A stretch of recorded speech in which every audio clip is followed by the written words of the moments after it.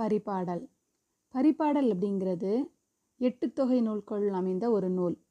பழங்காலத்தில் அறிவியல் தமிழை எவ்வாறு கையாண்டுள்ளனர் என்பதை இந்த பாடல் மூலமாக நமக்கு ஆசிரியராகிய கீரந்தையார் கூறியது அழகாக எடுத்து காட்டப்பட்டுள்ளது. பரிபாடல் அப்படிங்கிறது 8 தொகை நூல்களுள் ஒன்று. இந்த 8 தொகை நூல்கள் என்னெல்லாம் உங்களுக்கு தெரியும். நற்றிணை, குறுந்தொகை, ஐங்குறுநூறு, பதிற்றுப்பத்து, பரிபாடல், கலித்தொகை, அகநானூறு, புறநானூறு. இந்த பரிபாடல் அகம், புறம் இந்த ரெண்டையுமே பற்றி கூறக்கூடிய ஒரு நூல். பரிபாடல் என்பது ஒரு வகையான இசைப்பாடல், இசையோடு கூடிய பாடல். அதாவது இசைக்கான சங்க நூல்களிலே பண்ணோடு பாடக்கூடிய, அதாவது இசையோடு பாடக்கூடிய ஒரு நூல் அப்படிங்கிற சிறப்பு இந்த பரிபாடலுக்கு இருக்குது. இதில் மொத்தம் 70 பாடல்கள் இருப்பதாக உரையாசிரியர்கள் சொல்லியிருக்காங்க. ஆனால் நமக்கு இப்போ கையில் கிடைச்சிருக்கிறது என்னன்னு பார்த்திங்கன்னா 24 பாடல்கள் மட்டுமே நமக்கு இப்போ கிடச்சிருக்கு. பரிபாடல்கள் முழுவதிலையும் 2000 ஆண்டுகளுக்கு முன்னர் வாழ்ந்த தமிழக மக்களினுடைய வாழ்க்கை முறை, சமூக உறவு, அவங்களுடைய அறிவாற்றல், அவங்க இயற்கையை புரிந்து கொள்ளக்கூடிய திறன் ஆகிய எல்லாவற்றையும் இந்த சங்க இலக்கியங்கள் மூலமாக நம்ம என்ன செஞ்சுக்கலாம்னா தெரிஞ்சுக்கொள்ளலாம். அவற்றை அறிவதற்கு ஏதுவாக தான் இந்த மாதிரியான செய்யுள்கள் எல்லாமே நமக்கு பாடப்பகுதியில் கொடுத்துருக்காங்க. இந்த பரிபாடல் என்னும் நூலை இயற்றியவர் கீரந்தையார் என்னும் ஆசிரியர். ஆனால் இதுக்கு இசையமைத்தவர் யாருன்னு பார்த்தீங்கன்னா நன்னாகனார். இந்த நூலுக்கு உரை எழுதியவர் யாருன்னு பார்த்தீங்கன்னா பரிமேலழகர். நம்மளுடைய பாடப்பகுதி பரிபாடல் அமைந்த 2வது பாடல். 2ஆம் பாடலில் 4வது அடி முதல் 12வது அடி வரை இருக்கக்கூடிய பாடலை நமக்கு பாடப்பகுதியாக கொடுத்துருக்காங்க. நுழையும் முன் பார்க்கலாம். இலக்கியங்கள் தாம் தோன்றிய சமுதாயத்தின் நாகரீகம், பண்பாடு மட்டுமல்லாமல் அக்காலகட்டத்தில் நிலவிய அறிவியல் கோட்பாடுகளையும் பழக்க வழக்கங்களையும் நம்பிக்கைகளையும் தாங்கி அமைகின்றன. அறிவியல் செழுமை அடைந்திருக்கும் இக்காலத்தின் தொடக்க விதைகளை பண்டைய இலக்கியங்களில் நாம் பார்க்க முடிகிறது. மேனாட்டு அறிவியல் சிந்தனையின் சாயல் துளியும் இல்லாமல் படைக்கப்பட்ட தமிழர் இலக்கியங்களில் துளிர்ந்திருக்கும் அறிவியல் கருத்துகள் இன்றளவும் அவற்றோடு ஒத்துப்போவதை காண்கையில் பெரு வியப்பு மேலிடுகிறது. புவியின் உருவாக்கம் குறித்து இன்றைய அறிவியல் கூறுகிற கருத்தை அன்றே காட்டிய பழங்கவிதை வியப்பிலும் வியப்பே.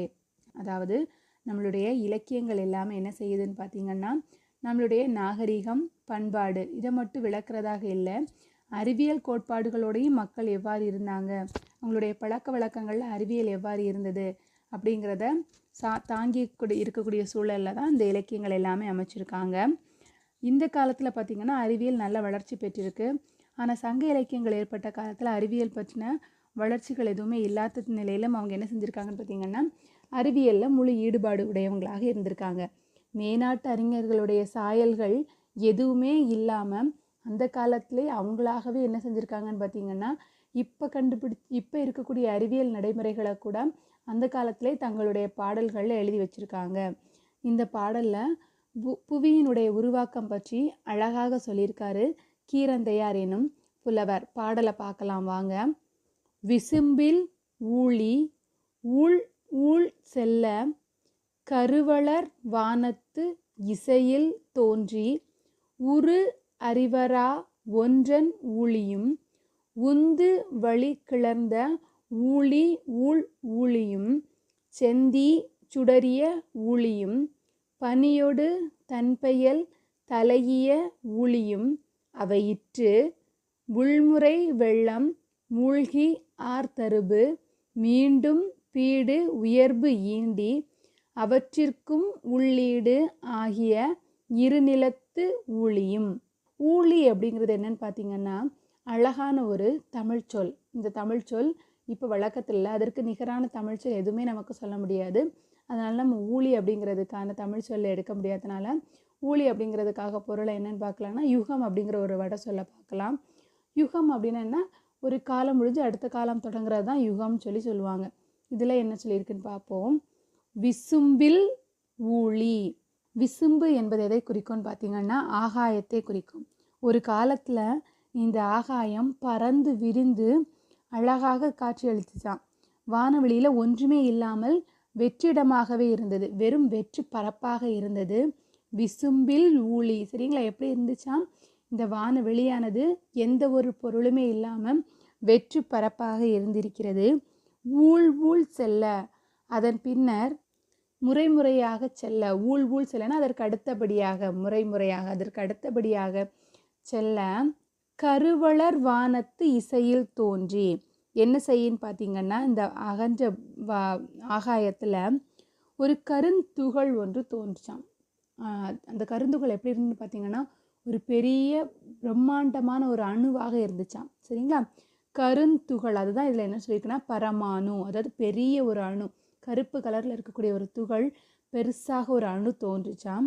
தோன்றியது மட்டும் இல்லை, அது என்ன செஞ்சிச்சான், இசையில் தோன்றி, கருவளர் வானத்து இசையில் தோன்றி, கருப்பு நிறத்தில் இருக்கக்கூடிய அந்த துகள் வானத்தில் தோன்றி எப்படி இசையில், இசையில் அப்படிங்கிறப்போ பேரொளி, அளவுக்கு அதிகமான ஒரு சத்தம், அந்த சத்தத்தில் அது என்ன செஞ்சிச்சுன்னு பார்த்தீங்கன்னா வெடிச்சிச்சான். சரிங்களா? அந்த கருவளர் வானத்து இசையில் தோன்றி, அந்த கருந்துகள், அந்த கருந்துகள் எப்படி இருக்கும், மிகவும் பெரிய ஒரு அணு, அந்த அணு பேர் ஒளியுடன் தோன்றியது. உரு அறிவரா ஒன்றன் ஊழியும் உந்து வழி கிளர்ந்த ஊழி ஊழியும். அந்த விசும்பில் ஊழிய அந்த முதல் ஊழிக்காலம், முதல் யுகம் என்னாச்சுன்னு பார்த்தீங்கன்னா, இந்த ஆகாயமானது எந்த ஒரு கோள்களோ எதுவுமே இல்லாமல் அகன்ற வெளியாக எல்லா இடமுமே பரவி இருந்திருக்கு. ஊழ் ஊழ் செல்ல, அதற்கு அடுத்தபடியாக முறையாக செல்ல செல்ல கருவளர் வானத்து இசையில் தோன்றி, ஒரு கருந்துகள் ஒன்று என்ன செஞ்சிருக்குன்னு பார்த்தீங்கன்னா ஒரு பேரொலியுடன் அந்த விசும்பில் ஆகாயத்தில் தோன்றியிருக்கு. இது முதல் யுகம், இதுதான் முதல்ல நடந்த ஒரு நிகழ்வு. அடுத்ததாக என்னது நடந்திருக்குன்னு பார்த்தீங்கன்னா, உரு அறிவரா ஒன்றன் ஊழியும். அதில் உரு அப்படிங்கிறது என்னன்னு பார்த்தீங்கன்னா வடிவம், அதாவது எந்த ஒரு வடிவமே இல்லாமல் காற்று வெளி மண்டலம் தோன்றியிருக்கு. சரிங்களா? முதல்ல பார்த்தீங்கன்னா கருந்துகள் பேரொலியுடன் தோன்றியிருக்கு. அதுக்கப்புறம் எந்த ஒரு வடிவமே இல்லாத காற்று மண்டலம் என்ன செஞ்சிருக்குன்னு பார்த்தீங்கன்னா அந்த இடத்துல தோன்றியிருக்கு. உந்து வழி கிளர்ந்த ஊழியும். காற்று தோன்றுச்சுன்னு சொன்னோம் பார்த்தீங்களா? அந்த காற்று தோன்றியதுக்கு அப்புறம் என்ன தோன்றியிருக்குன்னு பார்த்தீங்கன்னா உந்து வழி கிளர்ந்த, அந்த காற்றின் வழியாக முறையே கொஞ்சம் கொஞ்சமாகவே எல்லாம் என்ன செய்ய ஆரம்பிச்சிருக்குன்னு பார்த்தீங்கன்னா தோன்ற ஆரம்பிச்சிருக்கு. முதல்ல கருந்துகள் தோன்றியாச்சு, அப்புறம் காற்று மண்டலம் தோன்றியாச்சு. காற்று மண்டலம் மூலமாக இருக்கக்கூடிய மற்ற வாயுக்கள் எல்லாமே என்ன செய்ய ஆரம்பிச்சாச்சுன்னு பார்த்தீங்கன்னா தோன்றியாச்சு. அடுத்தது என்ன செய்யுதுன்னு பார்த்தீங்கன்னா செந்தி சுடரிய ஊழியும். அடுத்தபடியாக செந்தி அப்படின்னா சிவந்த நெருப்பு பிழம்பு மாதிரியான ஒரு யுகம் தோன்றியாச்சு. சரிங்களா? நெருப்பு பிழம்பு மாதிரியான ஒரு பெரிய உருவம் என்ன செஞ்சிருக்குன்னு பார்த்தீங்கன்னா தோன்றியிருக்கு. முழுவதுமே நெருப்பால் எரிந்திருக்கக்கூடிய ஒரு பந்து பார்த்தீங்கன்னா எப்படி உருண்டையாக இருக்கும்ல, அந்த பந்து பெருசாக வானத்தில் இருந்து அது என்ன செய்யுதா, நெருப்பாகவே எரிந்து கொண்டிருக்கு. அப்படி செந்தி சிவப்பு கலரில் என்ன செஞ்சிட்டு இருக்கக்கூடிய ஒரு உருண்டையான பந்து வடிவத்தில் இருக்கக்கூடிய ஒரு கோலம் என்ன செஞ்சிருக்கு, அடுத்த ஊழியில் தோன்றியிருக்கு. அடுத்ததாக பனியோடு தன்பெயல் தலையிய ஊழியும். பனி அப்படிங்கிறப்ப என்னென்னா குளிர்ச்சி, மிகவும் குளிர்ச்சி. ஐஸ் கட்டின்னு பார்ப்போம் பார்த்தீங்களா, ஐஸ் கட்டி என்னன்னு சொல்லுவோம், பனிக்கட்டின்னு சொல்லுவோமா. அப்போ அந்த பனி மிகவும் குளிர்ச்சியோடு இருக்கக்கூடிய தன்பெயல் அப்படின்னா மிகுந்த மழை, பேரிடி எல்லாமே இருக்கக்கூடிய ஒரு பெரிய மழை. அந்த தண்ணி என்ன செய்யுமா, தொட்டாலே குளிர்ந்து இருக்கக்கூடிய தண்ணீர் தோன்றியிருக்கான். சரிங்களா? நல்ல மழையும் நல்ல குளிர்ச்சியுமாக இருக்கக்கூடிய அடுத்த காலம் தோன்றியிருக்கு. முதல்ல வானம் வெற்று வெளியாக இருந்திருக்கு, அப்புறம் அதில் பேரொலியுடன் ஒரு கருந்துகள் தோன்றியிருக்கு, அப்புறம் காற்று மண்டலம், உருவமே இல்லாத காற்று மண்டலம் தோன்றியிருக்கு அடுத்த யுகத்தில். அதுக்கு அடுத்தபடியாக அந்த காற்றோடு தொடர்புடைய பிற காற்று மண்டலங்களும் தோன்றியிருக்கு. அதுக்கு அடுத்தபடியாக என்ன தோன்றியிருக்குன்னு பார்த்தீங்கன்னா நெருப்பு பிழம்பு பந்து மாதிரியான ஒரு நெருப்பு கோலம் தோன்றியிருக்கு. அதுக்கு அடுத்தபடியாக பார்த்திங்கன்னா குளிர்ச்சியோடு கூடிய மழை, இது எல்லாமே தோன்றியிருக்கு. அவையிற்று, அதோடு மட்டுமல்ல, உள்முறை வெள்ளம் ஊழ்கி ஆர்த்தருபு. இந்த தோன்றிய நெருப்பு பிழம்பானது என்ன செஞ்சிருக்குன்னு பார்த்தீங்கன்னா பெய்த மழையில் உள்முறை வெள்ளம் மூழ்கி ஆர்த்தருபு. அந்த நீர், மழை பெய்த அந்த நீரில் அந்த நெருப்பு பிழம்பானது மூழ்கி இருக்கு, மூழ்கி வெள்ளத்திலேயே கடந்திருக்கு. அப்படி வெள்ளத்துக்குள்ளேயே கடந்து மீண்டும் பீடு உயர்வு ஈண்டி, வெள்ளத்துக்குள்ளே இருந்த அந்த நெருப்பு பிழம்பானது என்ன செஞ்சிருக்குன்னு பார்த்தீங்கன்னா தன்னுடைய வெப்பம் முழுவதையுமே தனித்து மீண்டும் அந்த வெள்ளத்துக்குள்ளேருந்து என்ன செய்யுதுன்னு பார்த்தீங்கன்னா எழுந்து வந்திருக்கு. அவற்றிற்கும் உள்ளீடு ஆகிய இரு நிலத்து ஊழியும். அப்படி நீருக்குள்ளேருந்து எழுந்து வந்த அந்த நெருப்பு கோலமானது என்னவா மாறி இருக்குன்னு பார்த்தீங்கன்னா மனிதர்கள் மற்ற உயிரினங்கள் வாழ்வதற்கு ஏற்ற சூழலை தரக்கூடிய ஒரு அழகான ஒரு பூமியாக தோன்றி வெளிப்பட்டிருக்கு அப்படிங்கிறத அந்த பாடல்கள் அழகாக சொல்லியிருக்காரு. வானம் எப்படி தோன்றியிருக்குங்கிறத சொல்லியிருக்காருன்னு பார்க்கலாம் கூட இருக்க. முதல்ல இந்த ஆகாயம் எப்படி இருந்துச்சு? வெற்று பரப்பாக இருந்துச்சு. இந்த ஆகாயத்தில் எந்த ஒரு பொருளுமே இல்லை, வெறும் வெற்றி வழியாக காட்சி அளித்தது. அதுக்கப்புறம் பார்த்திங்கன்னா மிகுந்த பேரொளியுடன் ஒரு கருந்துகள் தோன்றுச்சு. அதுக்கு அடுத்த யுகம், அதுக்கு அடுத்த ஒளி, அதாவது அதுக்கு அடுத்த காலத்தில் என்ன தோன்றுச்சுன்னு பார்த்திங்கன்னா காற்று, வடிவமே இல்லாத காற்று மண்டலம் தோன்றியது. அதுக்கப்புறம் அதனோடு தொடர்புடைய மற்ற காற்றுகள் எல்லாமே தோன்றியது. அதுக்கப்புறம் பார்த்திங்கன்னா ஒரு சிவப்பான நெருப்பு பிழம்பு, ஒரு நெருப்பு கோலம் தோன்றியது. அந்த நெருப்பு கோலம் தோன்றினதுக்கு அடுத்தபடியாக மிகுந்த குளிர்ச்சியுடன் கூடிய மழைனாலும் மழை, அவ்வளோ ஒரு பெரிய அடர் மழை பெய்திருக்கு. அந்த பெய்த மழையில் இருக்கக்கூடிய தண்ணீரில் அந்த நெருப்பு பிழம்பு என்ன செஞ்சுருக்குன்னு பார்த்திங்கன்னா மூழ்கி அப்படியே இருந்து மீண்டும் அது என்ன செஞ்சுருக்குன்னு பார்த்திங்கன்னா தன்னுடைய வெப்பம் அனைத்தையுமே தணித்து அந்த நீருக்குள்ளே இருந்து எழும்பி வந்திருக்கு அந்த நெருப்பு கோலம்.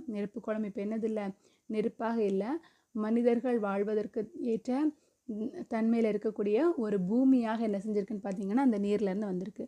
அதுக்கப்புறம் தான் அதில் என்ன செஞ்சுருக்குன்னு பார்த்திங்கன்னா உயிரினங்கள் எல்லாமே தோன்ற ஆரம்பிச்சிருக்கு. இப்படிங்கிறது அந்த பாடல் மூலமாக சொல்லியிருக்காரு. இதுக்கப்புறம் குலசேகர ஆழ்வார் என்ன சொல்லியிருக்காருன்னு பார்த்திங்கன்னா, இந்த மாதிரியான பூமி உருவாவதற்கு காரணமே யாரு தான்? திருமாலாகிய நீங்கள் தான், உங்களுடைய அருள்னால தான் இந்த பூமியே உருவாயிருக்கு அப்படிங்கிறத தன்னுடைய பாடல்கள் மூலமாக வெளிப்படுத்தியிருக்காரு.